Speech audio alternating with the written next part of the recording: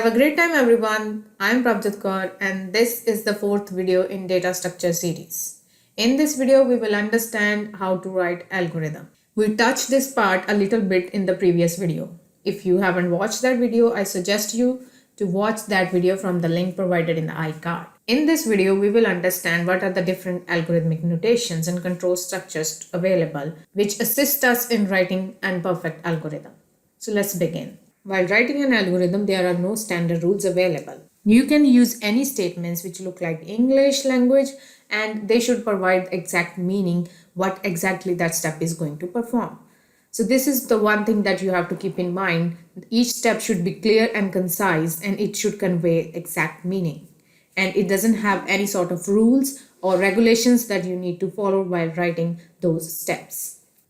The algorithm should be in step-by-step sequential manner. Each step should be followed by a series of steps depending upon the problem at hand. Each statement of the algorithm should provide unambiguous meaning. The number of steps of the algorithm will totally depend upon the problem and the resource which are available at hand. This is going to be directly related to the problem which you are going to solve using that algorithm. A properly written algorithm has two parts. First part comprises of purpose of the algorithm, which will show exactly what algorithm is going to solve. It also has to provide the variables and the input data that algorithm will take. The second part is the main part of algorithm. This is going to define all the steps which are necessary to solve the particular problem. Notation may be a symbol or something which represents, which conveys some sort of meaning. So algorithm also have set of notations. First and basic algorithm notation is identifying number or the name which can be provided to the algorithm. This can be related to the purpose of the algorithm because this number and the name is going to provide the information about what exactly the algorithm is going to perform. Secondly, it will be having different type of steps, control and exit statement, because without the exit statement, the algorithm won't stop execution. So it is going to have steps like if I'm writing step 1, so this is going to be the notation for writing the steps, step, space, and you can use the numeric number here to represent the first step of the algorithm. Now the control is how the execution will flow. By default, algorithm flows in a sequential manner.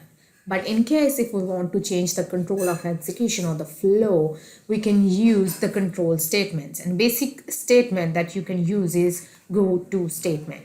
And let's say I want to repeat the step 1 again after the execution of step 2. So I'll check some sort of condition, and then if that statement satisfies, that condition satisfies, and then I want the control to go to the previous steps. So that is where the control notation comes into picture.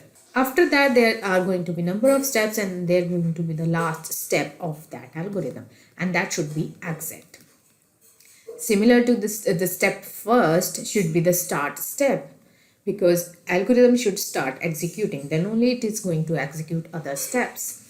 And at the end, there should be exit statement. After that, control will go out of the execution of current algorithm. Next, we will be having comments. Comments are additional statements which are not the part of the algorithm, but they are going to provide the additional information about each step. But that step is going to actually perform. That is where the comments are going to be helpful. If you are familiar with some of the programming languages, so you might have written comments which are not going to get compiled by the compiler, but they are actually going to provide the additional information for the programmer, so that in the later stage, if you want to update your program or you want to make changes, or some other person comes and they want to change or understand your program, so that comment has to help out a lot. Next thing is variable names. These represents the actual data upon which algorithm has to perform execution. So these can be represented by using capital letters or small letters. It totally depends, because as we discussed, there are no standard rules. So you can use as you want. So let's say I want to add two numbers, so I can use A and B to represent my two variables. So this is how you can use. You can also use the capital letters, or you can also use the combination of letters. Let's say I'm using max for representing the maximum value available in the set of the given variables, and also I can use the data as variable name. So these are the few examples of the variable names that you can use while writing an algorithm. Assignment statements are the important part of every program or algorithm. These are the statements which helps us to provide or to assign some value to the variable names. Let's say I have a variable max and I want to assign some value to it. So I can use colon followed by hyphen or double equals, and let's say I want to assign a value from another variable. So this is the notation for assignment statement. You can directly write it like this also. This is going to be totally individual basis. So this is how you can write it. So this is again assignment statement which means the value which is stored at the first index of data is going to be assigned to max. Now max will hold the exact same value which has been stored at the first index of data variable. The most important thing for an algorithm is input and the output that it is going to provide at the end. There should be some input statements inside algorithm which will take the value of some variables, and after that algorithm will exactly start its execution on that input. So what you can write is, you can use the read statement to take the values of variables, and you can use write statement to print the value or the output on the screen, some sort of messages or some another variable, whatever you want.